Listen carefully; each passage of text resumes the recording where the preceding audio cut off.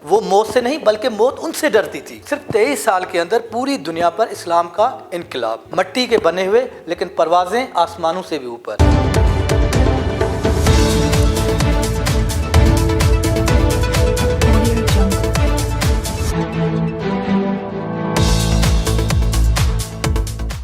السلام علیکم دوستو، راہ ٹی وی کے ساتھ میں ہوں آپ کا میزبان منصور نواز۔ دوستو آج ہم بات کریں گے ریاست مدینہ اور اسلام کا اعجاز۔ صرف 23 سال کے اندر پوری دنیا پر اسلام کا انقلاب۔ یہاں پہ میں ایک شعر عرض کرنا چاہوں گا، سر جس پر نہ جھک جائے اسے در نہیں کہتے، اور ہر در پر جو جھک جائے اسے سر نہیں کہتے۔ جی دوستو، یاد رہے کہ ریاست مدینہ کے لیے بھی انقلاب کی ہی ضرورت ہے۔ چلیں تو کٹ ہی جائے گا سفر آہستہ آہستہ۔ یہاں پہ ایک بات بتاتا چلوں کہ شروع میں وہ بھی اکیلے تھے، پھر 4 ہوئے، دارۂ ارقم میں 45 ہو گئے، شعیب ابی طالب میں 82 ہو گئے، ہجرت کے وقت وہ 115 ہو گئے، تو غزوہ بدر تک ان کی تعداد 313 بنی، پھر رفتہ رفتہ وہ بڑھتے چلے گئے، صلح حدیبیہ تک ان کی تعداد 1400 ہوئی۔ یاد رہے ان کی محنت فتح مکہ تک 10,000 تک پہنچی، پھر وہی غزوہ حنین تک 12,000 ہو گئے۔ اپنا سفر جاری رکھتے ہوئے غزوہ تبوک تک وہ 40,000 کی تعداد تک پہنچے۔ حجۃ الوداع تک ان کی تعداد 70,000 سے زائد تھی۔ حضور اکرم صلی اللہ علیہ وآلہ وسلم کے وصال تک ان کی تعداد 1.25 تک پہنچ گئی تھی۔ اس کے بعد پوری دنیا میں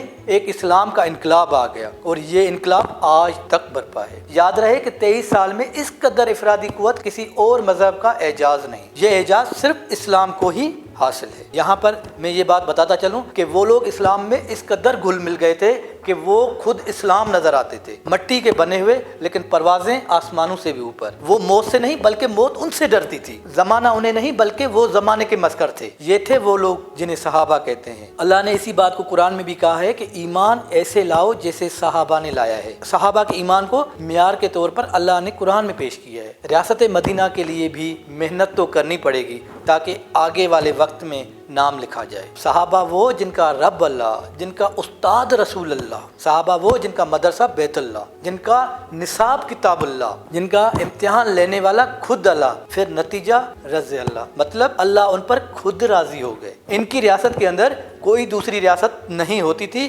ان کا ایک ہی نعرہ ہوتا تھا، اللہ اکبر، اسلام زندہ آباد۔ یاد رہے کہ اللہ سے ڈرنے والے جو ریاست بناتے ہیں اسے ہی ریاست مدینہ کہا جاتا ہے۔ اللہ تعالیٰ ہر اہل ایمان کو صحابہ رضی اللہ عنہ سا ایمان اور جذبہ عطا فرمائے۔ والسلام۔